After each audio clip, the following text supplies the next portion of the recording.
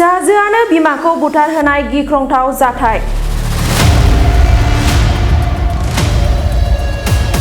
बिफा थैखांनायनि उनाव फिसाजोखौ हारसिङैब्लाबो बिमाया फिसाफोरजों लोगोसे जिउ खांनो लादोंमोन।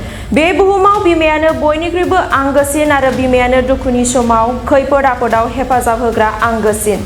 नाथाय आथिखालाव बिमाखौ फिसाया, बिफाया फिसाखौ, बिसिया फिसायखौ माब्लानि समाव बबेयाव माब्ला बुथारगोन जेबो मिथिस'आ। बेफोर रादाबखौ समाजाव खोनानाया आथिखालाव जेब्लायबो खोनाफ्लेबाय थाग्रा बादि जालांबाय। बेबादिनो राजस्थाननि जयपुराव 1 बोसोर सिगां बिफा थैखांनायनि उनाव बिफानि सरकारि खेरानि साख्रिखौ बिमाया मोनो। नाथाय दोहोन सम्पतिखौ लुबैनानै 23 बोसोर बैसोनि आयुषी मुंनि फिसाजोआनो 45 बोसोर बैसोनि बिमाखौ जिउ फोजोबहोयो।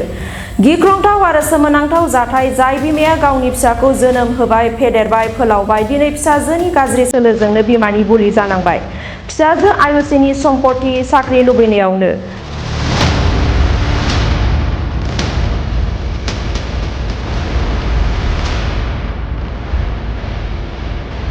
फिसाजोआ साद' नखरनि मानसिफोरजों लोगो जानानै नीरज शर्मा एबा गावनि बिमाखौ बुथारनो प्लानिं खालामो आरो बुथारनो मानसि हमनानै 7 लाख रां होना बुथारहोयो। जाथाय जानायाव लामा जाब्रबथाय बादि नुदोंमोन।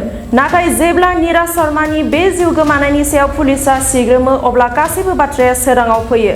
फिसाजोआनो गावनि बिमायं आरो बिनि फिसाज्लाफोरजों लोगो नांनानै बुथारहोदों। बिमानि सम्पति आरो साख्रिखौ लुबैनायावनो गावनि आंगो बिमाखौ बुथारबाय। दा गासैबो दायनिगिरिफोरा पुलिसजों खाजाबाय।